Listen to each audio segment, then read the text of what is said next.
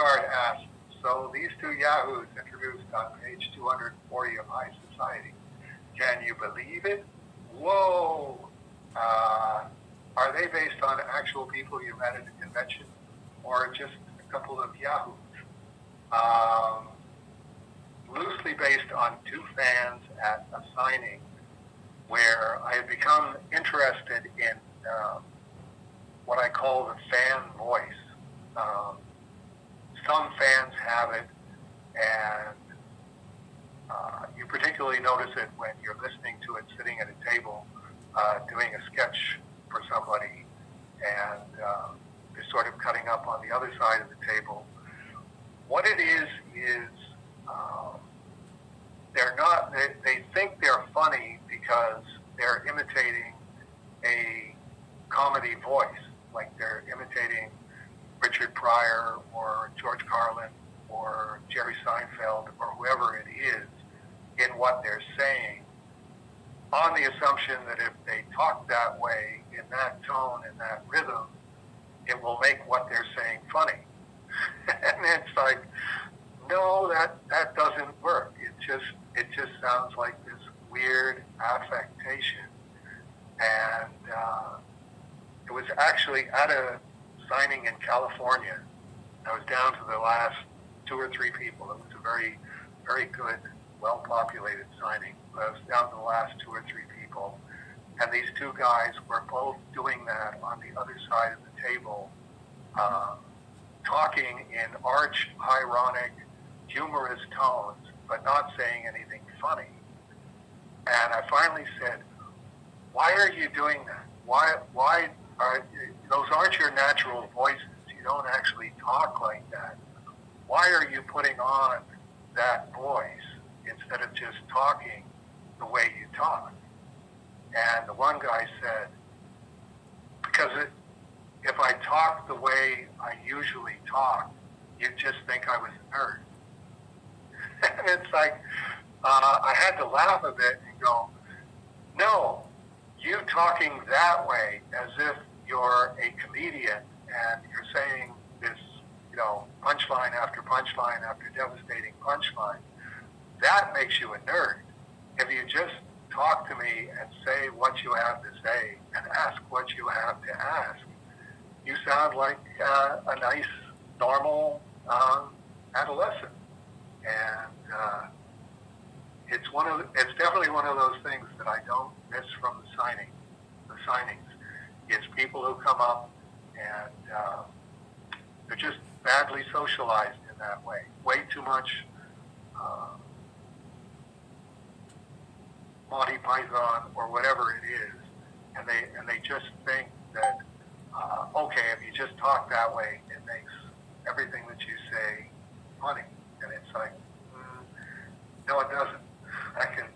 I can guarantee you that. Okay, we've got a Jen again. We've already done a couple of Jens.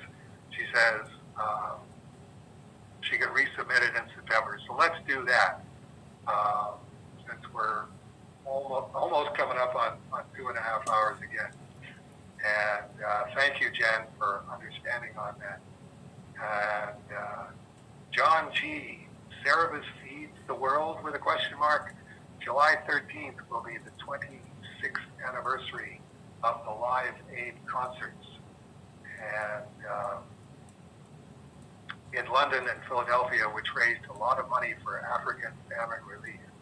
This upcoming date got me thinking about a note from the President in Service number 74, May 1985. In the note, Dave wrote that he was donating a Cerebus story for a, quote, comic book benefit for Ethiopian famine relief, which should be out in the fall, unquote. I could be wrong, but I don't think that ever happened. No, it didn't happen. I have to say, as I was reading this, I'm going, this is not ringing any bells anywhere. People of a certain age will remember that in the mid-1980s, African famine relief was a very popular cause for a time. It got worldwide attention when the musician Bob Geldof put together Band-Aid in late 1984. Shortly thereafter, there was the We Are the World song in the U.S., and then the Live Aid concerts The comic book world did its part as well, with Marvel putting out Heroes for Hope, starring the X-Men, with a cover date of December 1985. DC followed in 1986 with, quote, Heroes Against Hunger, unquote.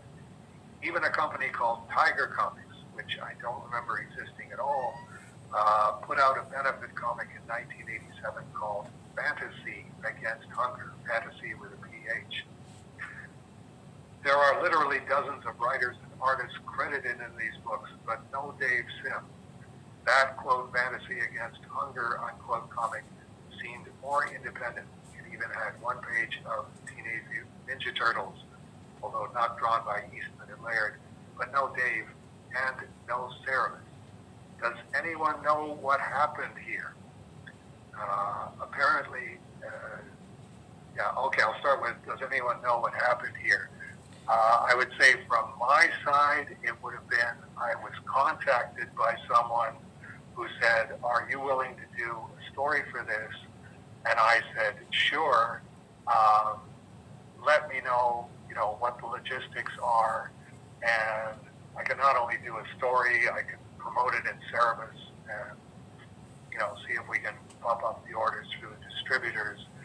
And didn't hear back is the only thing that I can see as happening there. And if you don't hear back, then it's, that's one of those things about being Dave Sim in the 1980s.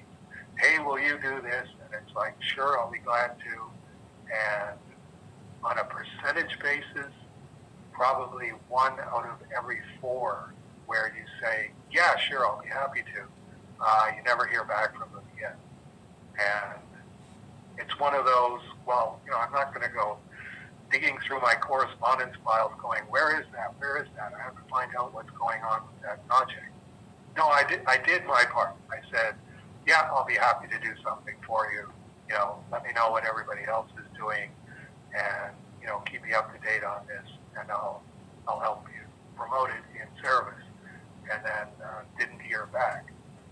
You don't see this happening a lot anymore because what you discover when you're doing that is that you can't just raise huge amounts of money and then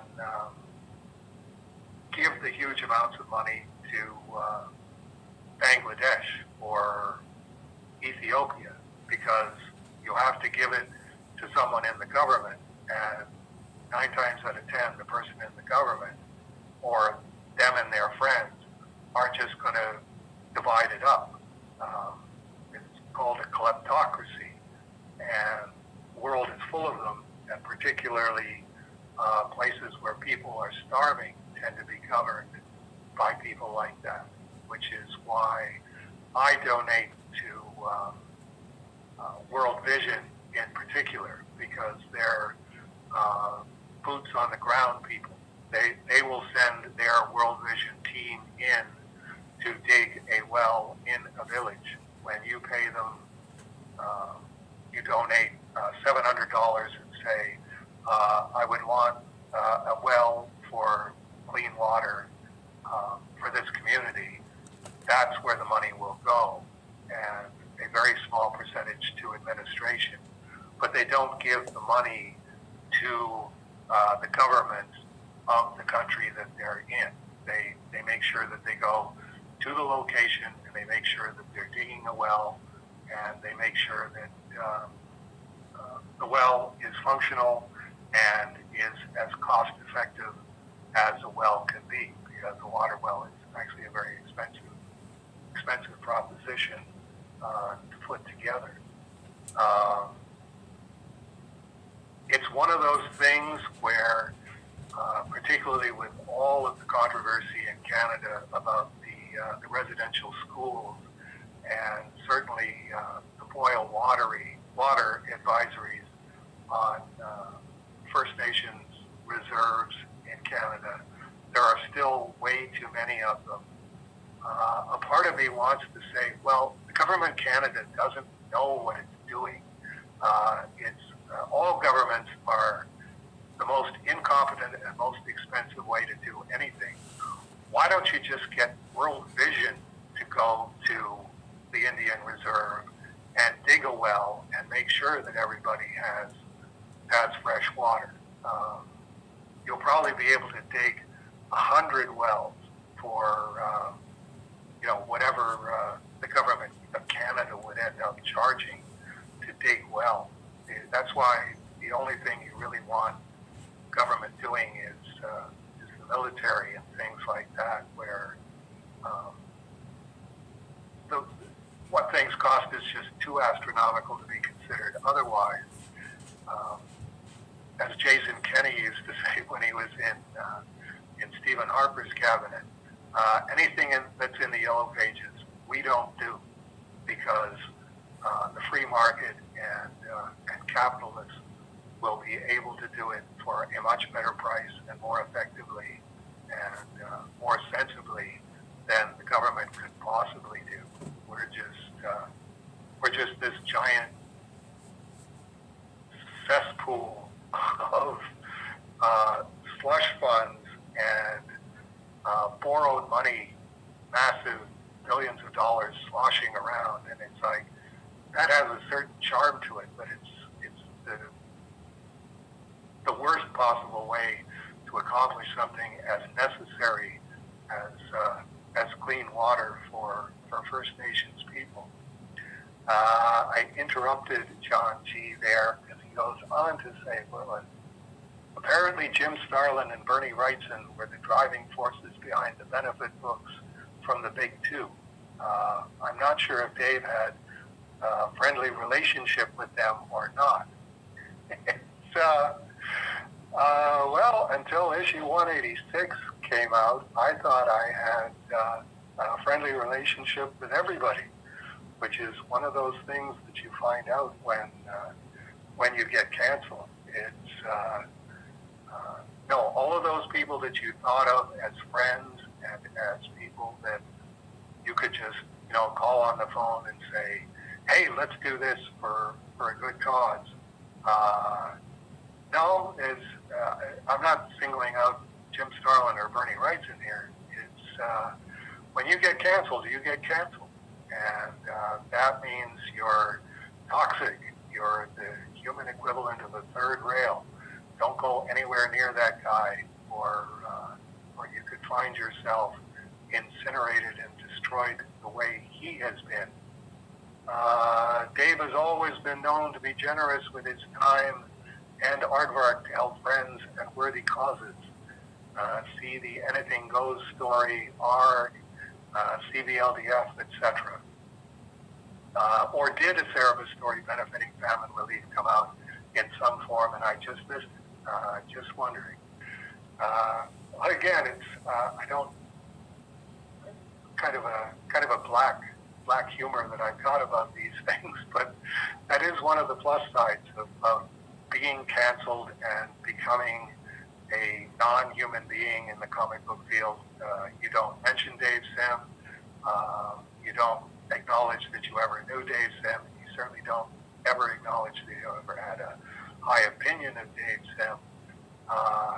It definitely frees up a lot more working time because people aren't phoning you and saying, can you be part of our big charity thing that we're doing?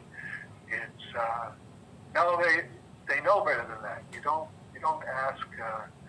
ask people who have been canceled to help you with anything, and it's like, well, that's sad. It's certainly not helpful in a societal sense.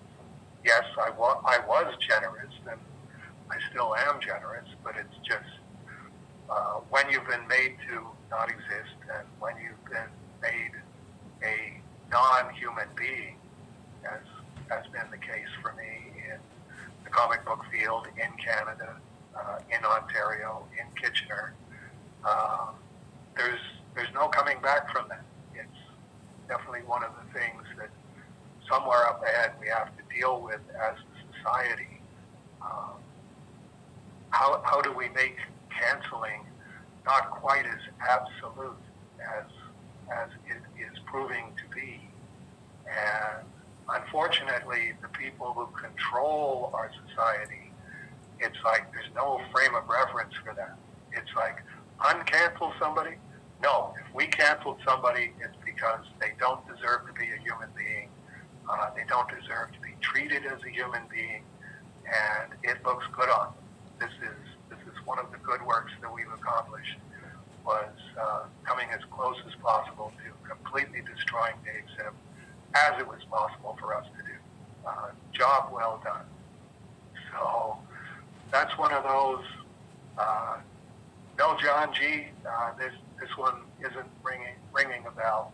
And anything goes. Marg, CBLDF. Those were all pre-issue 186. After 186, I would just be torpedoing any charity that I would be participating in as Dave Sim, Cerebus creator.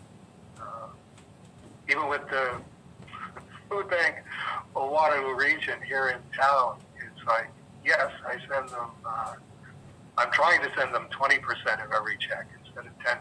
I'm going for the Muslim zakah as opposed to Christian tithing.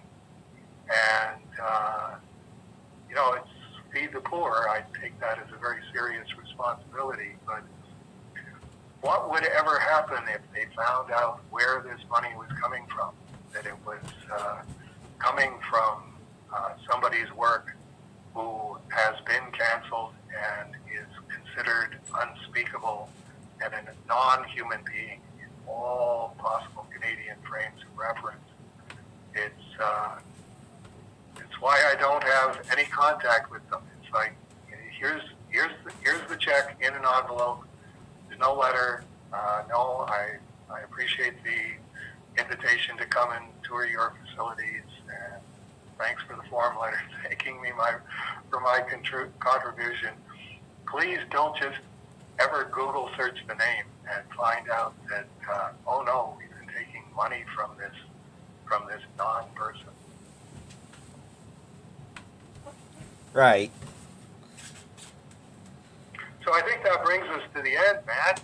I think so as well. Okay. Another pseudo-successful, other than the weird phone problems, but I think that might be on my end. Was it? I don't know what that was.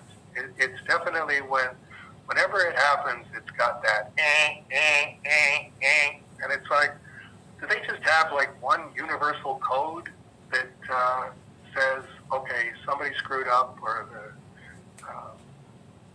the machinery screwed up, or the software or the hardware screwed up, and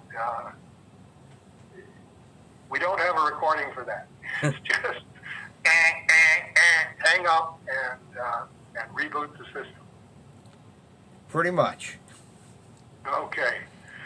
All right. Well, say hello to Paula and Janice Pearl, and Natasha for me. Will do. And we'll do this again next month. As long as everything goes good, yes. That's right. God willing.